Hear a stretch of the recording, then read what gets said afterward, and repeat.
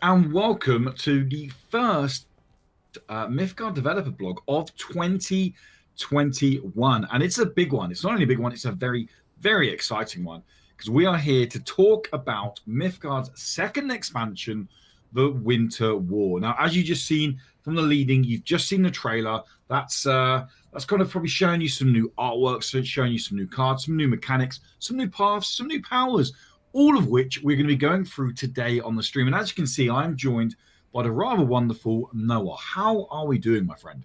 I'm doing good. How about you, Woody? I'm doing very well, thank you. I'm doing very, very well. I'm buzzing. I'm excited to be Same. here. I'm excited to be talking about the Winter War. You and I have both been in the privileged position of playing some of the expansion already, so we can say without doubt how great it is.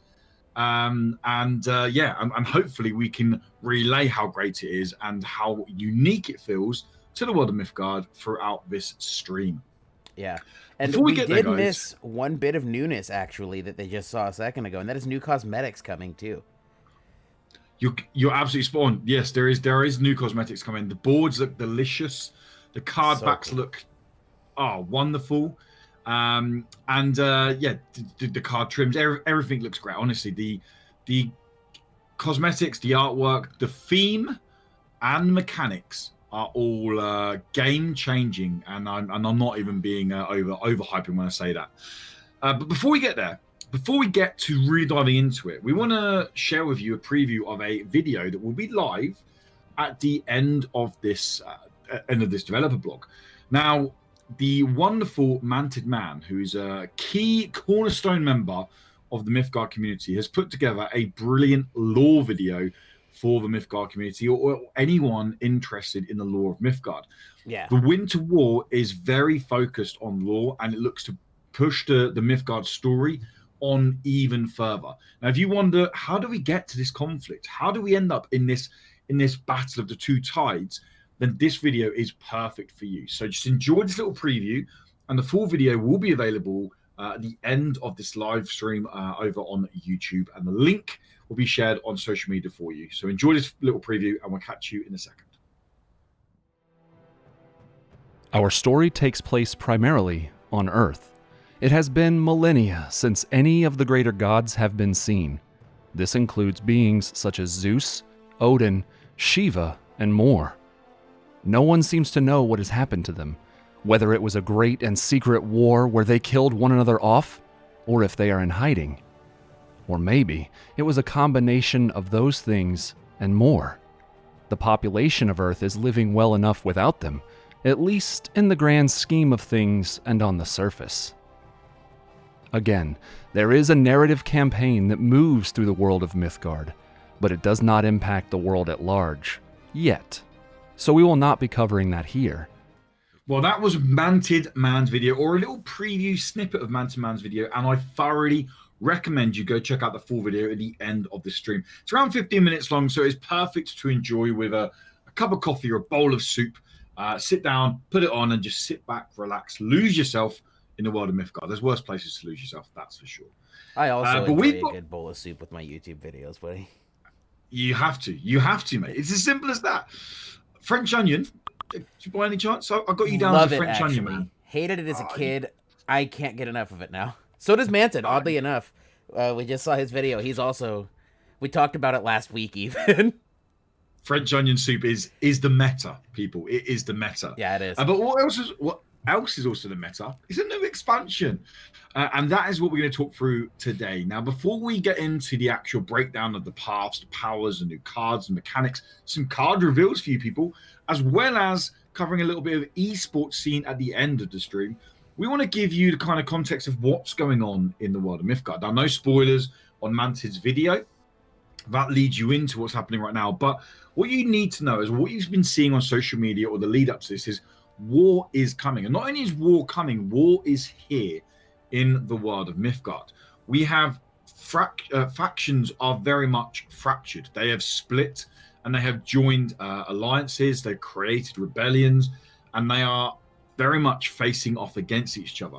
We have a clean divide down the middle. Two meta faction groups, if you want to call it, have formed. We have the Alliance and we have the Rebellions. The reason I want to share this with you, break this down for you, is a lot of the stuff we're going to be jumping into plays around not only this lore, but plays around this as a mechanic. You'd heard that I said several times that there are paths coming.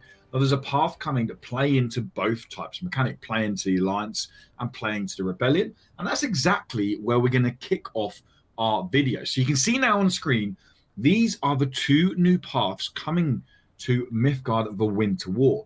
And we start off with Alliance Command Center, and also we have Rebellion Safe House. But Noah, can you take us through, buddy, Alliance Command Center?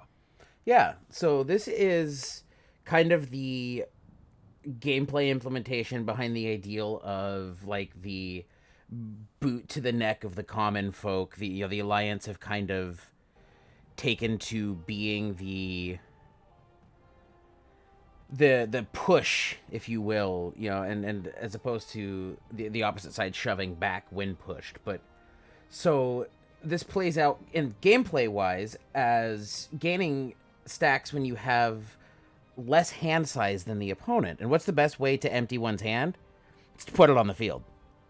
So that's kind of the idea, is that as you continue to push onto the field and advance into this opponent, this opposition, that you benefit by doing so. And that's what we see with the Alliance path.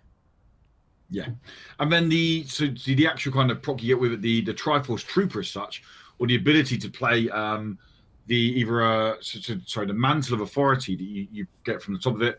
It gives you the ability to either play a 1/1 or increase a minion by a 1/1, or it allows you to create a Triforce Trooper, which is a 2/1 soldier. And it's important to know it's a soldier because soldier and rebel archetypes are getting I don't want to say significant, not buff as such, but they're getting significantly fleshed out to a certain extent as archetypes. Both of those tags will do something. Exactly, yes. And that's what's key to know there. So the soldier is fitting in with the Alliance, which completely makes sense, right? So what about Rebel Safe House then, Noah? Talk us through Rebel Safe House.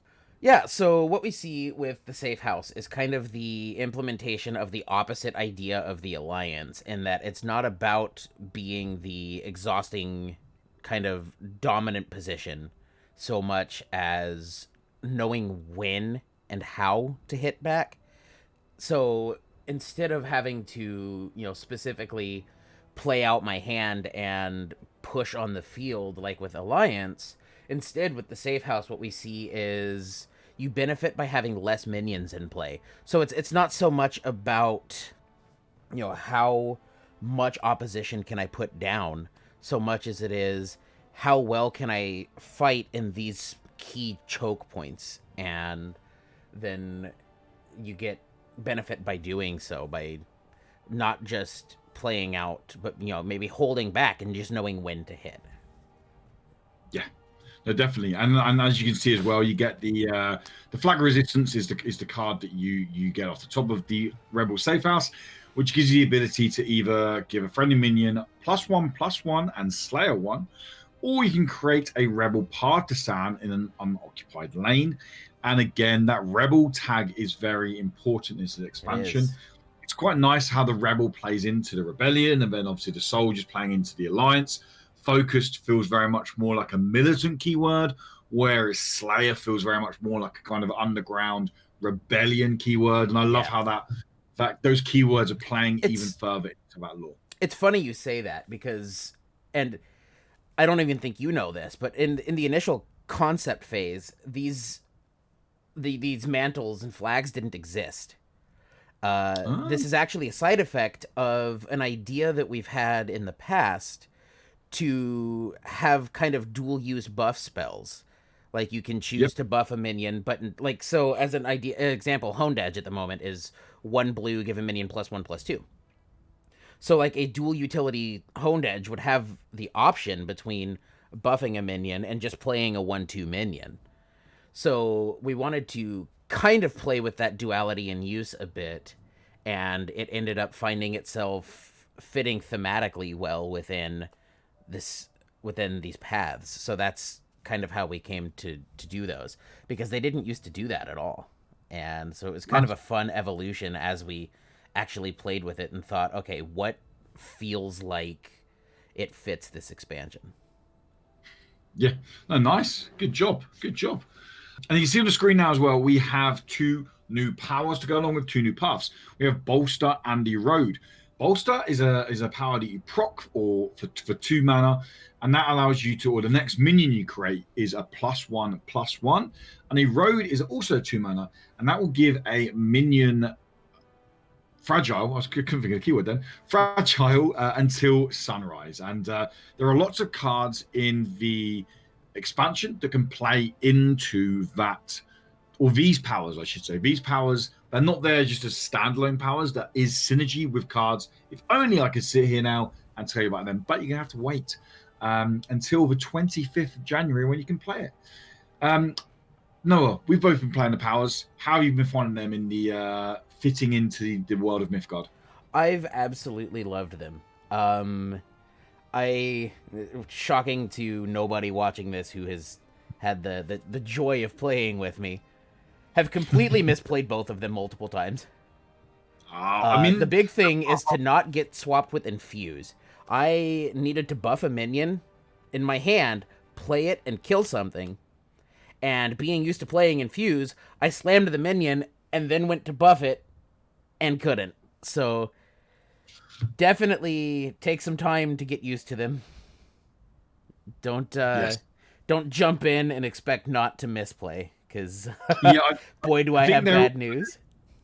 They are powers that on the surface sound simple. Like, oh, easy, I just get +1/+1. But actually learning to combo and when to play them is, from what I've played of the expansion, is actually a lot more in depth than you realize.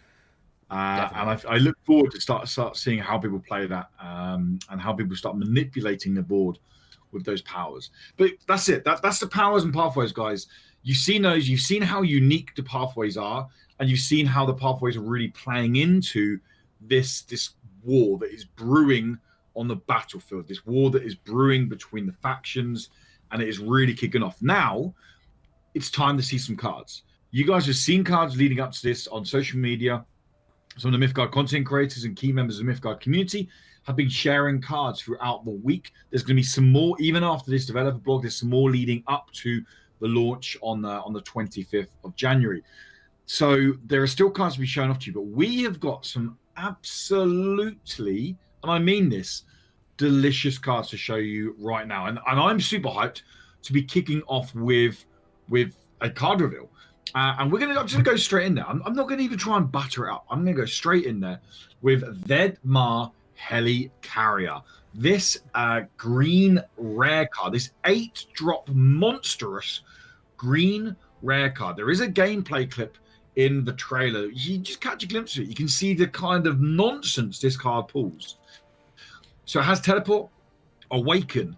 It's adds 6. That's 6 1/2 pack troopers to your hand, and then you proc the ability to add 2. That's 2 more if you wanted to. 1/2 pack troopers to your hand, and if you get the forged ability on it, it also reduces the cost of all soldier minions by 1 mana. It is a construct. It's 3 damage, but it's 8 health.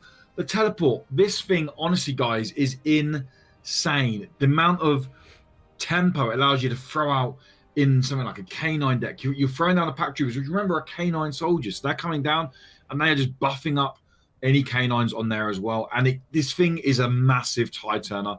It's huge. I love it. I love playing it. Noah, what are your thoughts on Vedma Helicarrier? I'm a big fan, and I think the key thing is, like, one, it's cool. It shows the concept of, like, the K9 minions being deployed into this battle, and being taken into the battle on this massive ship. I mean, it's cool conceptually, but then gameplay wise, it's also a lot of fun. You not only get to see kind of a blending of 2 subtypes that maybe don't always fit in the same decks, now being, kind of unified, and all those K9s, man. What's not to like about doggos?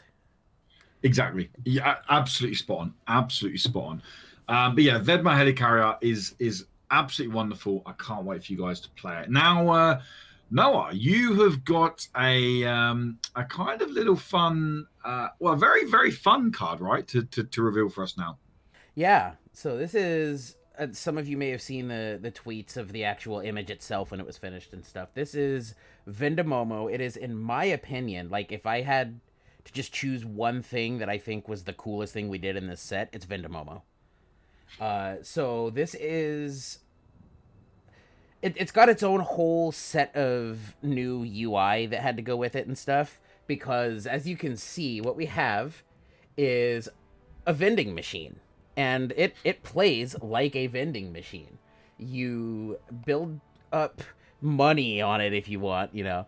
You build up stacks when enemy minions die, and then you cash those in and you spend them in this vending machine, which you know, it's just, you know, activated in the UI, and you get this nice little pop-up that you can choose a selection of items out of, one of which is completely new and does something that nothing else in the game does, and it's so cool. You want to tell us about it, Woody? I would love to. I would love to. So we actually lied to you already in this video, guys. Apologies. Not. There are not 2 powers coming with this expansion. There are technically 3 powers coming with this expansion, because Vendemomo offers a whole new power on its own. It is the most expensive item in their vending machine. 15 stacks. And 15 stacks will get you Morrow Wand. Morrow Wand is an ephemeral card that costs 3 mana to play, but it replaces your power with a power that gives you, or costs 2 mana, and it gives you the ability to transform an enemy minion or a minion into an ephemeral 1/1 sheep, removing all of its abilities, all of its stacks, and anything of that gets removed. It's just a 1/1 sheep. Yeah, it's literally Sheepify is in the game, guys, and it is an ability you can buy from Vendemomo. Yes, it is the only way which you can get Sheepify. It is not, Sheepify is not going to be something that like you can unlock and just take as a choice with a deck, because it is insanely good. Yep. But yes, you can indeed Sheepify. I don't think in testing I played a game that I lost if I got to Sheepify. Now, you don't always get to Sheepify. Like, it's definitely, you know, it's a chase goal. But if you can pull it off, Sheepify is insanely good. It's not far off an alternative Wincom, right? It is like, yeah, you almost. said, you literally can just control the board with Sheepify. It's absolutely crazy. But in all seriousness, people will be laughing at Morrowind and Sheepify. In all seriousness, what I personally love about Vendemomo is the versatility it gives you. That taking away of RNG in terms of, well, you can adapt to the situation in the vending machine or in the vending shop. And we're not going to go through every single item available to you in that shop, but there are each item offers a different situation, buffs or protections or all things like that. And I enjoyed that. I enjoyed that. Yes, you can try and build up for Morrowind, or you can actually just play it and genuinely keep minions alive and keep sustain on the board through Vendemomo. It's a really, really strong artifact, and I can't wait to see what people do with it in Mythgard. It's gonna be crazy. Yeah, it's gonna be a lot of fun. I just love that we actually conceptualized and then implemented a vending machine into the game. Like I think it's design-wise one of the coolest things we've done, and I'm so happy that people will get to play with it. It's really cool. I remember when Fu said to me, "Oh yeah, by the way, we're making a shop in the game." I was like, "What? A shop?" Yeah. When I found out, I thought it was going to be like tied to a path. You know, I thought that's like, what I figured as well. But no. This is it's good. It's so cool. It's very cool. And next up, we got something also that's also new to Mythgard. Another brand spanking new addition to Mythgard. And now these tri-colored spells. Now these play into again the war between the Alliance and the Rebels. Now, these spells actually cost 0 mana, but they do cost 1 of each gem from either the Alliance factions or the Rebellion factions. So we're going to kick off with Triforce Alliance. You can see this here. It requires a yellow, a green, and an orange gem. And the card text reads, Persist Free Sundown. If you control more minions than your opponent, your minions gain +1/+1. So That means if you have a full seven minions all across your board, as long as you control more minions than your opponent, I'm guessing you probably do if you've got a full board of 7, you're playing this card for 0 mana, only using gems up, and you're getting every minion up by 1/1. It's a really cool card. I love the idea of this. I love how it plays even further into that allegiance of the factions from the alliance, and plays into that by having to have those gems. Yeah, it's cool. Like I said a few minutes ago, what's the best way to empty the hand? To put it on the field. And when you put it on the field, this is what you get. You just kind of, not only do you have, the width, the go wide kind of play out my hand thing, but should the opponent not be able to kill them, you'll just keep kind of now snowballing these stats and just continuing to shove at them. And it's a cool way to play off of the idea that the path sets out. Yeah, definitely. And again, the persist free, guys. So persist free means it stays around 3 turns. This is at the end of every turn. For 3 turns, you get the +1/+1 on your minions, as long as you control more than your opponent. And I like that because it's, again, the alliance is about that kind of more militant. So they're looking at control, right? They're looking at controlling the board. They want minions on the board. So we go across and look at Anthem of Rebellion, which Noah's going to take us through. We can see how the Rebellion look to counter that with their own spell. Yeah, so now we see the Anthem, which is, kind of playing into the idea that the safe house path sets out of, having less minions in the opponent. And should you do that, you have 5 chances with this Anthem to actually set it off. And, the idea being that you, just like the path, you benefit off of playing kind of calculated and not so much just playing out as much as you can, but knowing when to play and what spots to play in. And because it's tough to spend that long with less minions in the opponent and not be losing the game. So it's you get 5 chances at setting this off, and should you get all 5, well then, kudos to you. You've gained a massive advantage. But it is different. It's kind of difficult to get all of the use out of, which I think is, kind of ideal, because you don't want it to just be game ending on its own. And the idea of having to have less minions in the opponent, the obvious lack of safety in that should be a fun way to play with that idea.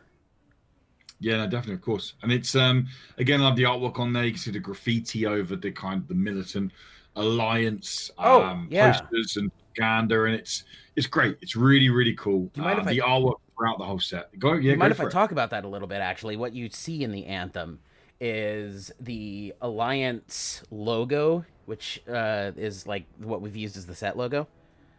And then you see it being tagged with like the opposition on top. And so it's kind of a cool thing that you see these almost like enlistment signs of the alliance, and then you just see the flip side of that, which you'll see in a few things, this kind of painted on depiction of the opposition to that and not wanting them, go away, get out. That's something that happens in actual conflict that I think we did a good job of showing, and I think this piece is one of the ones I like most visually, because it shows so well both sides of that split at the same time. Yeah, no, definitely. And it goes without saying, we know that the artwork in Mythgard is always incredible, and it's no different here. If anything, it's a step above I've ever seen it, and that's no disrespect to previous sets. I loved Rings of Immortality and how that brought in the immortal games, shall we say. And I'm loving now how this has its real thematic kind of the war of the factions, and it's so good. I've got to be honest, some of my favorite artwork is actually on the next card, which I know you're going to talk us through, because it's a little bit too clever for me. I'm a little bit of a simpleton to understand the whole combo going on, which Noah's going to take us through. But just look at Drowned Observatory, people. This is straight out of H.R. Geiger's own personal. It's just so good. It's so visceral. It's stunning. Go on, Noah, take us through Drowned Observatory and the nonsense that you can do with this enchantment, because I think nonsense is the right word to use here. Yeah, so this takes us into a new subtype of minions, the cultists. And the cultists like to become something else. They like to, evolve, if you will. They like to should they live, they like to become anew. And we see that played out. It begins on this enchantment, which any minion you play on it becomes a cultist. And that's a big deal, and we'll get back to that in just a minute. Because should that minion live past the coin flip chance of getting the -1, you now have a cultist sitting on the field. And that comes up in the next thing. If you want to talk to us a little bit about that, and then I'll go ahead and fill you in on what's going on. Why do we need a cultist on the field, Woody? We need a cultist on the field for Whispers of the Profane, which Whispers of the Profane is sacrifice one of your minions, your opponent discards 2 cards. If you sacrifice a cultist, replace it with a Nuddy Blanche egg. Nude. That's Nude an NU.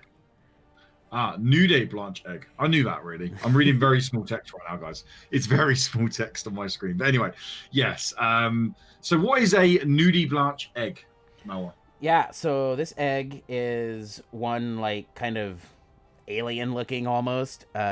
Fits in well with the visuals of both the spell that make it and the enchantment that we saw. They kind of have that, deep ocean, aquatic, alien look to them. And this egg gets immobile because, well, it's an egg. We thought it was funny that, like, I can't move. Yeah. And should this egg live, this egg then hatches. And would you like to tell us what it hatches into, Woody? It hatches into a Brine-born believer. Brine-bound believer. Brine-bound believer, people. And Brine-bound believer is a 2/2 minion that comes down with 2 charges. 3 mana you can empower with 2/2, so you can give it another 2/2, and you can proc that if you want 3 times 1 turn. You can give it 6/6 in 1 turn if you have the 9 mana to spend. Oh, it only goes off once. It only goes off once. Ignore me, you can't do that. And then for Sunrise, you get -1 charge. If you get to 0 charges, transform into a 4/4 Frau of the Trident God, and your opponent discards a random card. Noah, what is Frau of the Trident God? Yeah, so we'll get to that in one moment. I want to talk a little bit about this minion. So the idea, and this is cool, is we wanted to take away a bit of the feels bad of top decking like a 2-cost minion late game. Because you can actually play these without getting them off of the egg. Will be available to collect. The egg will not be. The egg only comes off of the spell, but so it being able to play it as a 5 mana late game instead is kind of the idea. The awesome thing is when you pay that 2/2, when it becomes the next line in the evolution of minions, it keeps that 2/2 buff.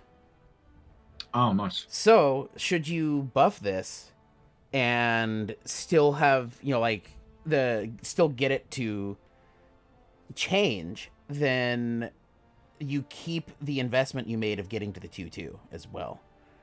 And so you begin getting some big stats, which does take us into, speaking of big stats, with that buff, you get up to, a 6/6?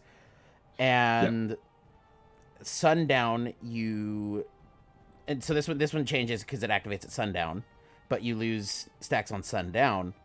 And should this one flip, good luck. Because what does it become, Woody? If this one flips, guys, just hit escape and enter. Basically, probably the best thing you can do. So we got Sia, who is Sia of Dire Strait. Have I pronounced that right, Noah? Scylla of Dire Strait. Regen 2, cannot take more than 4 damage in combat. So technically you're proccing back to every turn if that's the only damage it takes. But the ability is discard a card at random, look at the top 3 cards of your opponent's hand, and you may choose one to discard. So you can look at 3 cards in your opponent's hand and just discard it. And it's an 8/7. An 8/7 Demon Serpent sat on the board, regen 2, just Just get rid of your opponent's hand. Not only that is the transformations going through it from the Frau, the Trident Gods, all of those are discarding cards as you go as well. So it's incredibly strong. The amount by the time Scylla comes out, your opponent has very few hard cards in hand normally anyway. This is an incredibly strong card. Yes. Noah, how have you found playing Scylla in the expansion? I've loved Scylla, and Scylla is also collectible. You can just pull Scylla in a pack and put Scylla into a deck and play it. You don't have to play the whole Cultist lineup to get to Scylla, but should you get the benefit of taking out a lot of the opponent's hand on the way.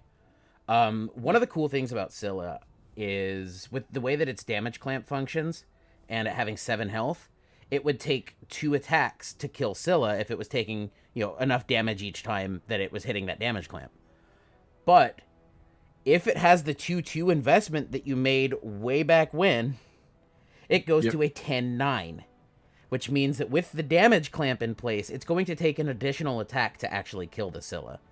So that investment you make way back when is not just stats because you have them, but they do actually come up again in making Scylla take that additional attack to fall in combat because of the way the damage clamp hits at 8 with 2 attacks, and Scylla would be a 10/9 then with the buff. Yeah, Scylla is monstrous. I mean, just look at the artwork alone. It's absolutely monstrous. I recommend when the expansion drops on the 25th, go into the gallery, look at the Scylla artwork, and just see the size of the thing in ratio to the helicopter on the card. That's all I say. It took me a while, and then I saw it, and I was like, oh my God, this is insane. Also, it's brilliant. Well, guys, that is the card reveals we have for you in this stream. But don't worry, we're not done yet, because we want to know more information on the actual expansion. We want to know the kind of roots of the expansion. But not only that, also with the expansion, or starting very soon, is an esports scene for Mythgard, and more is coming on that at the end of the stream. So before we get to that, I want to really rack the mind of the wonderful Noah to find out about this expansion, because it's something that has really caught me off guard. The Immortal games caught me off guard initially, because I was like, wow, this is a route I never expected Mythgard to go. And I don't mean this when I don't mean this in any insulting way when I say it at all, but having this real fun Olympic game vibe, just it fits so well in the world of Mythgard, but it's not anything I'd ever expect from a serious, gritty cyberpunk world, and it worked so well. And then when I heard that the factions were being divided and they were facing off against each other, it's also something I never ever expected.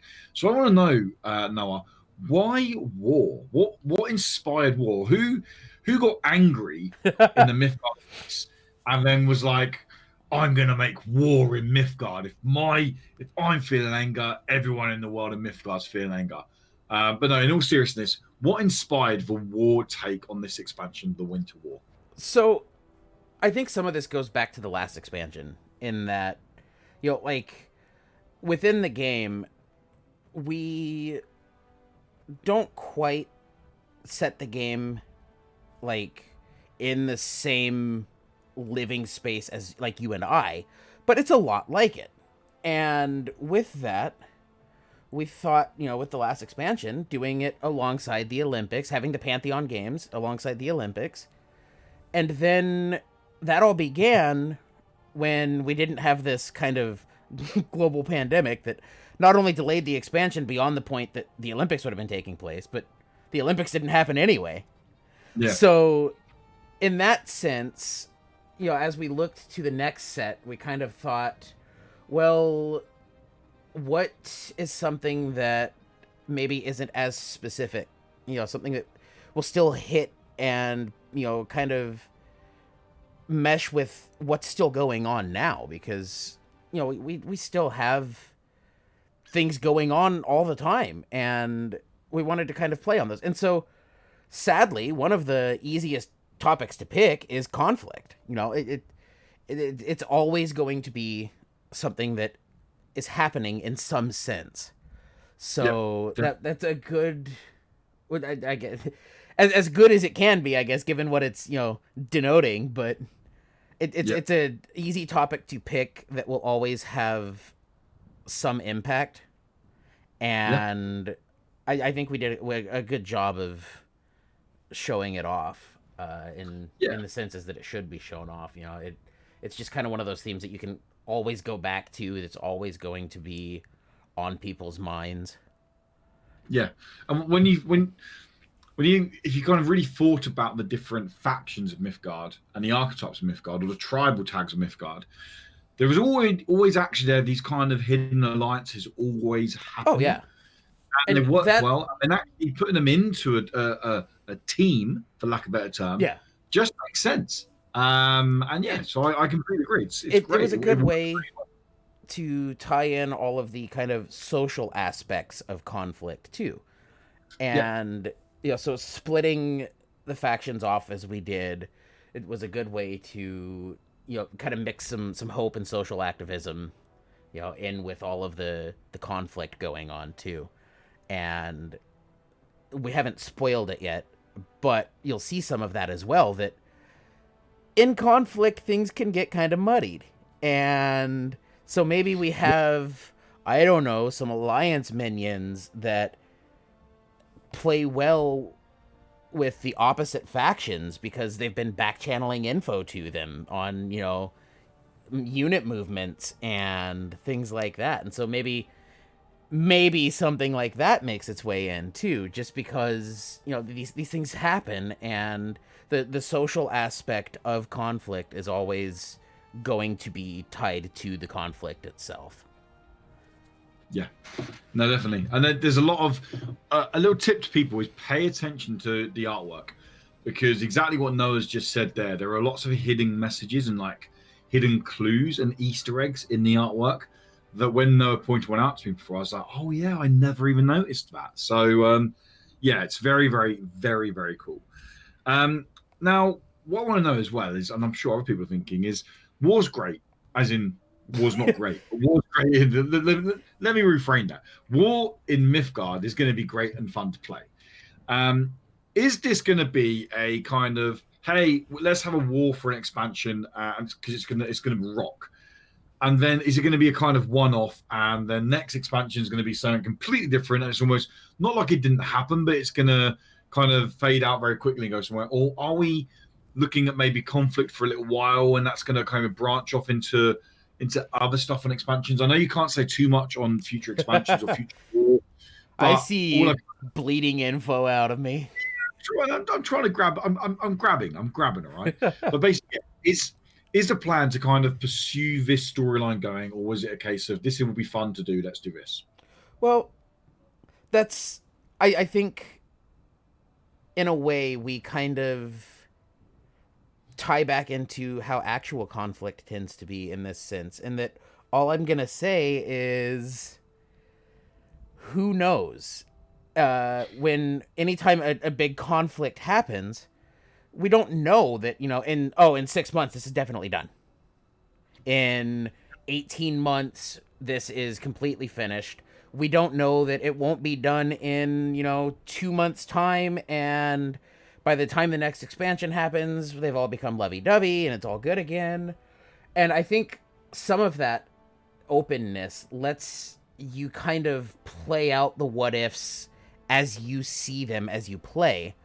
And in some ways, I suppose we could even, you know, kind of pay attention to that within the fan base and come back to it again. You know, it could be that people kind of think, yeah, this was awesome, but because of the depiction in this and that, it's obvious that, you know, this conflict is finished. We can move on. Who knows? Maybe people tend to play out these what ifs and discuss them and think, hey, maybe, you know, things look to be good now. They calm down. Next set isn't something like this. And then, boom, 2025, we decide, bam, an assassination has happened. And this whole thing that's kind of not been officially done, but off to the side, is now back on the minds of the people. And boom, conflict again. So who knows? I think that's the best way to put it, is we don't know yet. We want you to play with the set and fill in some of the blanks. It's a lot of fun, when you sit down with the book and you finish the book and you go, okay, this was the vision they had. This was cool. I enjoyed this. But oftentimes, I don't know about you, but myself, like, what I enjoy is when they don't fill in all of the blanks. And in my head, that book can become so many new things. And in the same way, like, this can become so many things that I can't at this time say what it may become and what it may not. Yeah, I get that. I completely get that. I do have an idea actually for a future expansion. So just hear me out here. Elevator pitch. A couple of the gods, the Braggy and the Magnus, having a cracking night, fall into a hot tub, ends up being a time machine, and they go back to the 80s, and then we've got Mythgard in the 80s. Like, I'm just saying, I think it's a unique idea. I think it's original. Well, I think it works. It works. The neon colors, like, could you imagine a board? Oh, that would be cool. Neon board. I'm just saying. Anyway. Ooh, I don't know. I'll pitch it to the team. We'll see what happens. I'm totally not leaving that one. You can have full confidence that I am definitely passing that on, Woody. Good. That's what I want to know. But before we move on to the esports stuff, everyone wants to know one question. I want to know one question. Is Noah a member of the Alliance, or is Noah a member of the Rebellion? And don't give me Noah of this half-washed. Oh, not gonna let me stay non-committal, huh? No. We want black and white answer. I think Team Alliance. I have enjoyed playing decks in both sides and testing the expansion and stuff, but the deck that I am most excited to play post-expansion launch is an Alliance deck. So I guess that would be why I would choose Alliance. How about you? I'm gonna be whacking on my old like teenage emo music and just playing Rebels, because I'm just be like, I'm gonna be doing. I'm not gonna lie. It's just Metallica and Mono Blue all night, huh? That's it. Next thing you know, they're gonna have a devil horn hairstyle. Like, is Woody gone pale, or is he wearing makeup? Like, just saying. But no, it's cool. Team Alliance.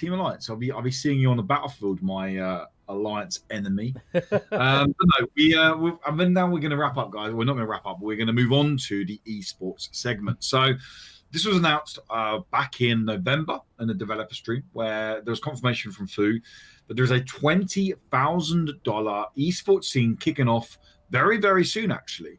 Now, there's lots of questions flying around. I've had a few questions asked of me about it. I know lots of people are kind of asking how it's working, when's it starting, and all that stuff. And that's what we want to answer and clear up for you now. So if you do have any further questions after this, Noah is an integral member of the Discord community in Mythgard. You can always ask him further, and I'm sure he'll be able to clear up anything if we don't clear it up for you now as well. So esports scene. First, it's great. It's coming. It's like the echelon of Mythgard. People want to get there. People want to be the first ever Mythgard World Champion. I remember when Tunestar was the first ever person to qualify to get to champion. Now it's going to be who can be the first official Mythgard World Champion. So when's it starting, Noah? Like, we know the expansion is coming on the 25th. When is the esports season officially kicking off? On the 25th. As of the new season, when you make it to champion, you will not continue to just kind of infinitely gain points like Champion has in the past. Champion will now use a Kismet system, which is a lot like an ELO system. And you will get what we call QP, qualifying points, at the end of each season based on the placement you have within Champion. So anyone who makes Champion will get some amount of QP. And as you move up in Champion, at the end of the season, the top people in Champion get the most points, and, it kind of scales down. But Champion will be an ELO-like system. We'll be calling it Kismet. And that is one way to get QP. Nice. And you say one way because, as you just said, only champion offers qualifying points. You can't get them on gold, on Mythgard. You can't get them on silver, bronze. But you can get them on the end of season kind of standalone events, right? Yes. These opens that anyone can qualify for. Anyone can enter and then go through and qualify for. And then by playing in these kind of weekend tournaments, you can acquire qualifying points that way. So if, for example, correct me if I'm wrong, if your time restraints are really limited, you don't have time to really play tons and tons of ladder to be up there, this is a great option for you to play at these weekends. And even if you're a Silver League player, you can still gain qualifying points by competing and placing high or well or even winning these tournaments, correct? Yeah, so we'll have events at the end of each season as well, and they will additionally have, give QP. So people who don't play into champion each season still have a way to get QP. Obviously, the best way to know that you've gotten enough QP to qualify into the championship is to do both, to play in the events and consistently place well in each season. That is, always going to be the best way to get the most QP. But it should be set up in a way that you don't have to do both as long as you do one of them well.